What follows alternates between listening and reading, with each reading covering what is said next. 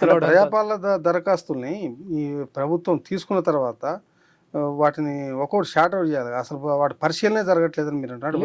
Government పరిశీలించకుండా పక్కా పెట్టమని చెప్పిందన్న మీ ఉద్దేశం, లేకపోతే ఆఫీసర్లు కావాలని చేస్తురా? వాళ్ళు ప్రభుత్వం ఎలా ఉందంటే పరిశీలన అనేది ఎందుకు ఆగింది మీ లెక్కన? అందులో ప్రత్యేకంగా రేషన్ కార్డులు ఉంది.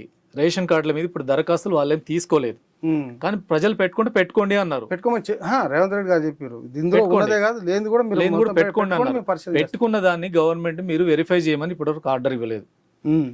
ఆర్డర్ ఇచ్చుంటే అది వెరిఫికేషన్ ప్రారంభమయ్యేది. రెండోది, ఇప్పుడు పెట్టుకున్న దరఖాస్తుల్లో ఉచిత విద్యుత్కు సంబంధించి 200 యూనిట్లకు సంబంధించి పెట్టుకున్న వాళ్ళకి సంబంధించి అనేక మంది రిజెక్ట్ అయినాయి, పక్కన పెట్టారు. కారణాలు ఏవో రీజన్స్, నీకు రేషన్ కార్డు లేదు, నీకు ఆధార్ కార్డు పెట్టలేదు, వివరాలు సరిగ్గా రాయలేదు, ఏదో రీజన్స్తో పక్కన పెట్టారు.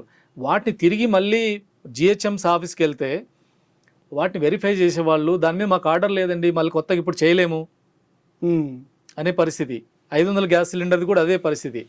రిజెక్ట్ అయిన అప్లికేషన్స్ వాళ్ళ అర్హత ఉండి కూడా చిన్న చిన్న కారణాలతో పక్కకు పెడితే వాటిని రెక్టిఫై చేసే యంత్రాంగం ఏది, దానికి గైడ్ చేసే ప్రభుత్వం ఎక్కడుంది? ఈరోజు ఈ ప్రభుత్వం పూర్తిగా అన్ని రియల్గా ప్రభుత్వం నడుస్తుంది అనే ఒక నమ్మకం ఈరోజు ప్రజలకు ఇంకా కల్పించలేకపోతుంది. ఇంకా స్టెబిలిటీ రాలేదు. కారణాలు కూడా ఉన్నాయి. ఎలక్షన్స్, అసెంబ్లీ, పార్లమెంట్ ఎన్నికలు వచ్చినాయి, మోడల్ కోడ్ వచ్చింది, దీని కారణాలు కూడా ఉన్నాయి. సో గవర్నమెంట్ ఇప్పటికైనా సెటిల్ కావాలి. ప్రజల అవసరాలు ఏంటి, ప్రజల సమస్యలు ఏంటి, ఎట్లా దాన్ని పరిష్కారం చేయాలి. హైదరాబాద్లో ఒక మినిస్టర్ లేడు.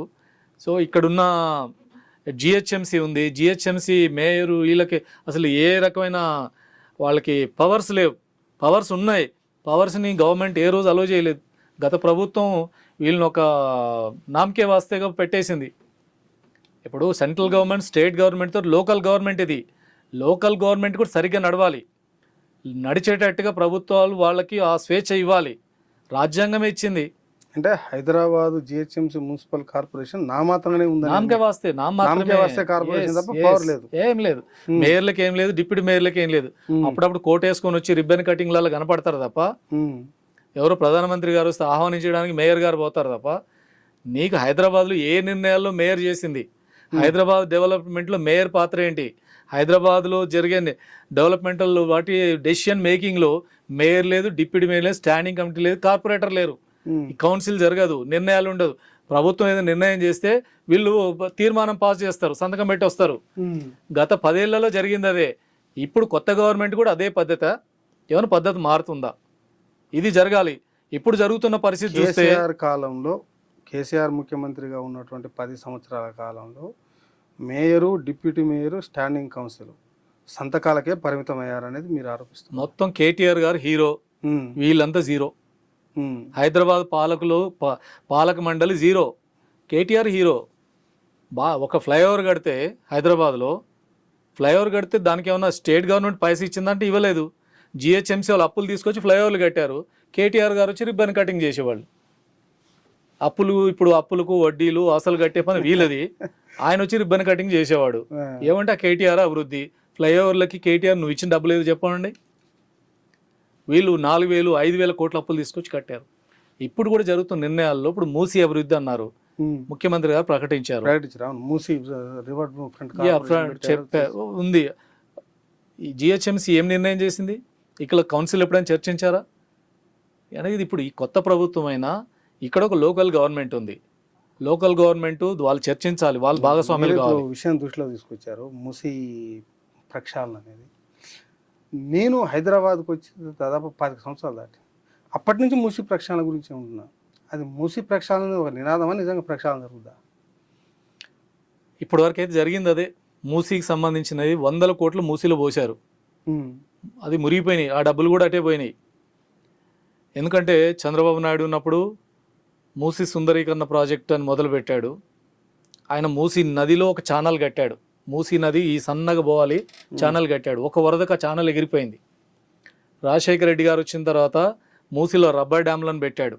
రబ్బర్ డ్యాములు కట్టి వెనకాల బోట్ షికార్లు చేయడానికని. మరో వరదకి రబ్బర్ డ్యాములు ఎగిరిపోయినాయి, చాలా 100 కోట్లు పోయినాయి. ఇప్పుడు రేవంత్ రెడ్డి గారు మూసీని లండన్ థేమ్స్ నది మాదిరిగా, గుజరాత్ సబర్మతి నది మాదిరిగా మారుస్తాం, 1000 కోట్లు బడ్జెట్లు ఇచ్చారు. మూసీ నది మీద ఎవరు ఏం చేస్తా అన్నా స్వాగతిద్దాం. ఎందుకంటే మూసి అంత ఈరోజు మురికి కూపంలాగా మారిపోయింది, నదిలాగా లేదు ఇప్పుడు. సో మొత్తం హైదరాబాద్లో ఉంది. మురుగుని తీసుకుపోయే ఒక కాలువలాగా మారిపోయింది అది. కాబట్టి ఆ మురుగు తొలగించడానికి ఎవరన్నా ఏదైనా ప్రయత్నం చేస్తే ఆహ్వానిద్దాం. అసలు నిజంగా ఏం చేస్తే ఈ మూసి ప్రక్షాళన జరుగుతుంది, మూసిలో మురికి నీరు లేకుండా పోద్ది అంటే సిటీలో మూసిలోకి మురుగునీరు రావద్దు. వచ్చే సీవరేజ్ సిస్టము, డ్రైనేజ్ సిస్టమ్ ఇవన్నిటిని కూడా మీరు అవసరమైన దగ్గరల్లా సీవరేజ్ ట్రీట్మెంట్ అవన్నీ మురుగునీరు ముందు ట్రీట్మెంట్ చేయాలి. ట్రీట్మెంట్ చేసి వాటిని ట్రీట్ అయిన తర్వాత వాటిని మూసిలో కదలొచ్చు. కానీ ఎక్కడ ట్రీట్మెంట్ లేదు, డైరెక్ట్గా వచ్చి మురుగునీరు అంతా దాంట్లో కలుస్తుంది. మూసి అనేది వర్షం వస్తే వర్షపు నీరు పోవడానికి పనికొచ్చే నదిలాగా ఉండాలి. ఈ మురుగునీరంతా వస్తే కూడా వాటి ట్రీట్మెంట్ చేసి దాంట్లోకి వదలండి, ప్రాబ్లం లేదు. నువ్వు ట్రీట్మెంట్ లేకుండా వదిలేస్తే మొత్తం మురుగునీరు ప్రవాహంలాగా మారిపోతుంది. ఇప్పుడు ఆ ట్రీట్మెంట్ ప్లాంట్లు కట్టాలి. కట్టిన ప్లాంట్లు ఇప్పటికి సిటీలో కొన్ని ఉన్నాయి. సిటీలో మొత్తం మురుగు సంవత్సరానికి 1700-1800 మిలియన్ లీటర్లు మురుగునీరు వస్తుంది. ట్రీట్మెంట్ చేస్తుంది 700 మిలియన్ లీటర్లు. 40-50%. మిగతా అన్నిటికీ ఎస్టీపీలు కట్టాలి. ఇప్పుడు ఏమవుతుంది, ఎస్టీపీలు లేవు, మురుగునీరు చెరువులోకి వెళ్ళిపోద్ది, చెరువు అంతా ఖరాబ్ అయిపోద్ది. అన్ని చెరువులు సిటీలో ఏ చెరువు కూడా పశువులు కూడా నీళ్ళు తాగగలిగే పరిస్థితి లేదు, అందులో చేపలు బతికే పరిస్థితి లేదు. అవి ఒక పొరపాటున అందులో పోతే అన్నీ మనం జబ్బుల పాలు కావాల్సిందే. ఈవెన్ హుస్సేన్ సాగర్ని బ్రహ్మాండమైన అభివృద్ధి చేస్తామని గత ప్రభుత్వం చెప్పింది. డాల్ఫిన్ చేపలు పెంచుతామని చెప్పారు. అట్లాంటి హుస్సేన్ సాగర్ కానీ మూసీ కానీ ఏది లేదు, మురికి కూపాలాగా మారుతున్నాయి. ఇప్పుడు రేవంత్ రెడ్డి గారు మూసీ మీద ప్రత్యేక ఆలోచన చేస్తున్నామని చెప్పారు. సంతోషిద్దాం. మూసీని ఆ రకంగా మురుగునీరు లేకుండా, మురుగు వాసన లేకుండా మంచి నదిలాగా మారితే.